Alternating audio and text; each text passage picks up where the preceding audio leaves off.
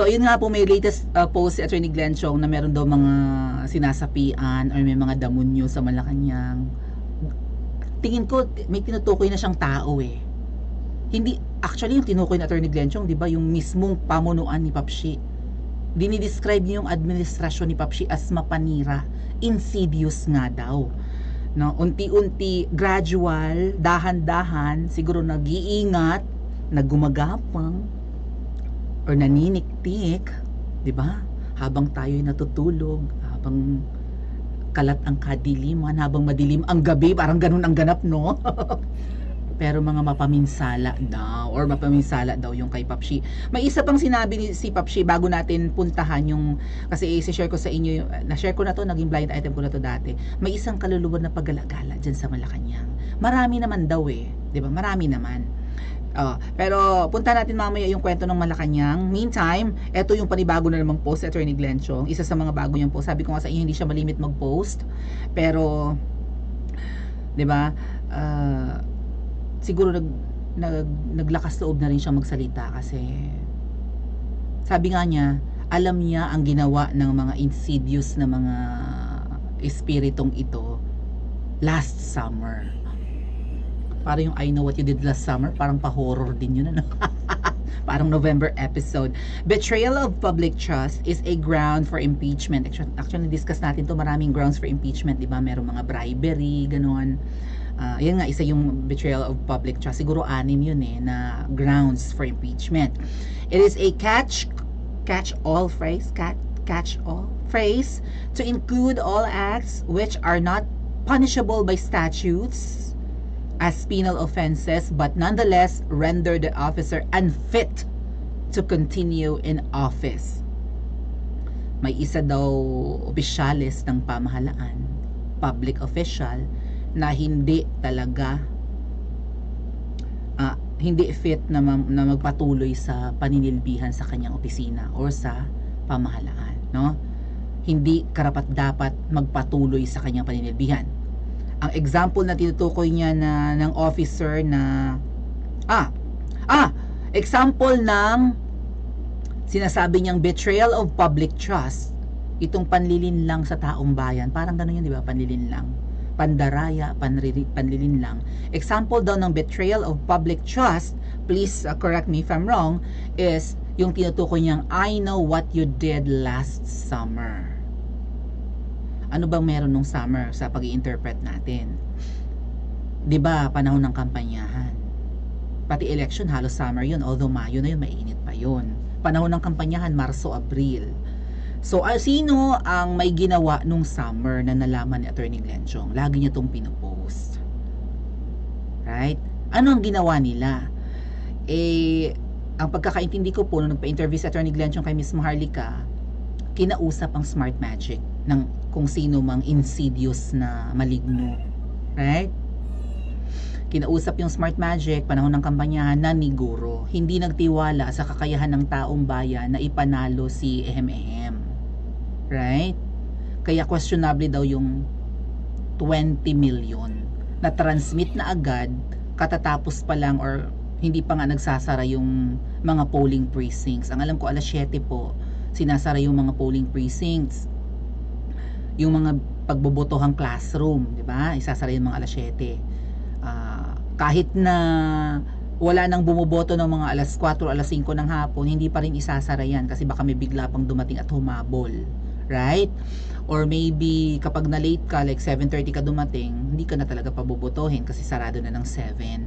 Ang alam ko, bago mag 7 or sa ganyang time frame, may nakapag-transmit na agad ang mga vote counting machines ng 20 million votes according to Attorney Glenn Chong, which is katakataka. 'Di ba? Hindi pa naman nabibilang yung siguro yung at saka galing daw sa iisang server, galing sa iisang IP address or galing sa isang computer.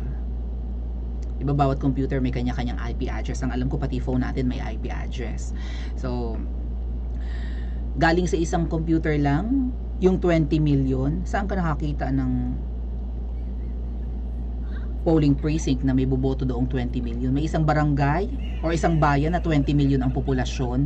So, sabi ni Attorney Glenn Chong, questionable talaga yun kahit yung kakilala niya, di ba, na general, na bakit ganun nga, hinihingi nila sa COMELEC. May hinihingi sila ayaw ibigay, nilalansi sila. So, kung totoo si Attorney Glenn Chong, dapat nang kasuhan ng COMELEC, like, di ba, libel, ganun. Kasi paninira yung sinasabi ni Attorney Glenn Chong, hindi siya makasukasuhan. Kasi marami yatang hawak na ebidensya, ay abogado baga naman. Tapos ang sumbat ang pula dito ng mga ensaymada vloggers na bumabatikos lang daw si Attorney Glenn Chong kay Papshi dahil hindi daw nabigyan ng pwesto. Ganyan lagi ang defense ng ng mga ensaymada vloggers and ng mga bulag na loyalista. Hindi lang nabigyan ng pwesto, even Lauro, ganun ang Baticos, Beverly Salviejo, Attorney Vic Rodriguez, tanggal sa pwesto kasi, kung sino-sino pa mga nagsalita ng medyo critical na, like Attorney Trixie, medyo finesse naman, or medyo hindi siya, di ba, maingat sa pagbanat si Attorney Trixie. Ayan, sino pa? Marami yung gano'n, hindi lang daw nabigyan ng pwesto, kaya bumabatikos na. Even Miss Marlica, ganyan din yung di ba, yung sinasabi. Yun doon na lang nagre-resort yung mga ensaymada vloggers. So ito nga pong palasyo, at mamaya ko sasabihin sa inyo kung sino yung pakalat-kalat diyan. Hoy, comment yung nga sa comment section kung napanood niyo na dati, nag-blind item kami yan na Attorney Nick. At tapos nag-vlog din ako ng mag-isa lang patungkol diyan na meron talagang may pakalat-kalat na kaluluwa diyan. Okay. So ang history po ng Malacanang, ayan, this is from Britannica. Ayan. Britannica.com. So, ang history ng Malacanang ay ayan. Saan ba? Teka, hanapin natin na ito. Ayan. Yung Malacanang ay itinayo noong 1750 pa, Spanish era pa, bilang summer house, pribadong summer house ng isang aristokrato, no, na Kastila na si Don Luis Rocha. It was purchased by the state in 1825. Binili yan ng pamahalaan ng Pilipinas 1825. But it was not until the official home of the Spanish Governor General was destroyed in an earthquake, Lumindol, noong 1863, that it became the seat of the government. Bahay lang ng isang gobernador general. Kapag sinabi mong gobernador general, ito na rin po yung parang tumatayong pangulo. 'Di ba? Governor General is the president of the Philippines. So 1863 daw, nasira ng earthquake. Ayan na nga. So biro niyo, tagal-tagal na ng Malacanang. Panahon pa ng Kastila yan itinayo, pribadong bahay pala yan. Inokupahan ni dating Pangulong Marcos at ni Madam Imelda noong 1970s.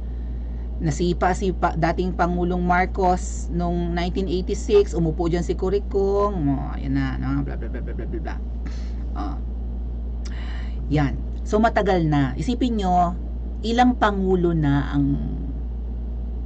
ilan na pangulo natin? 18th president po yata si Papshi Tingnan natin ha.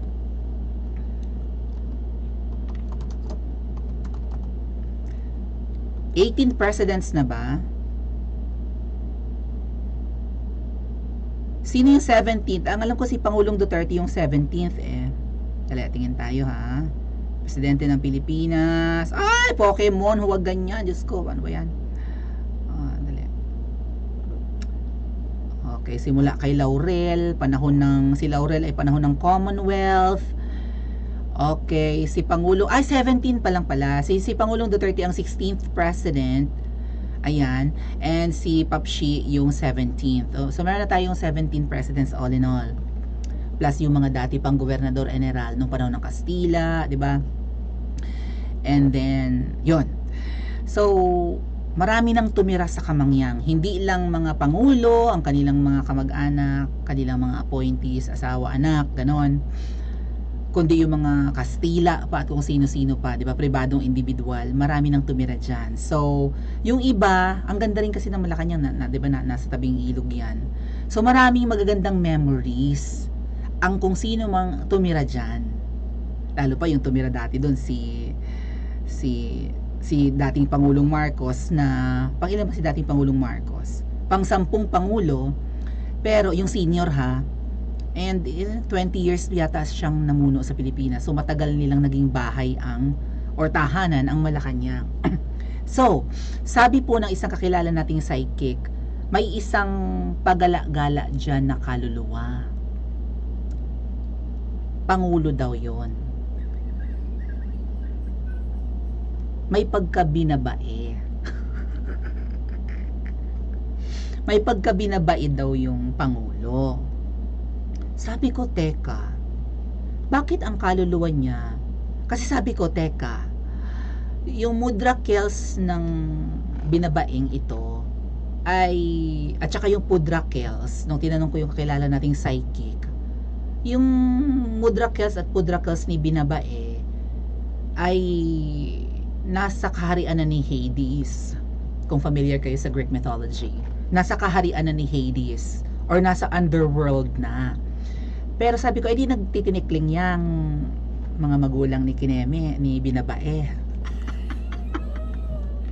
Edi nagtitinikling yan sa dagat-dagatang Kineme, sabi ko doon sa kakilala nating psychic. Sabi ko, hindi. Merong isa sa magulang na kinapitan na ng ugat ng parang balete tree doon daw sa underworld. At yung isa naman daw ay nakalubog sa kumunoy. So parang ganun pala ang ganap sa underworld. Akala ko puro apoy doon. Akala ko dagat. Okay. Sabi ko, edi nandun na rin si binabae. Sabi ko kay psychic. Sabi niya, wala. In fact, ang kaluluwa ni binabae nasa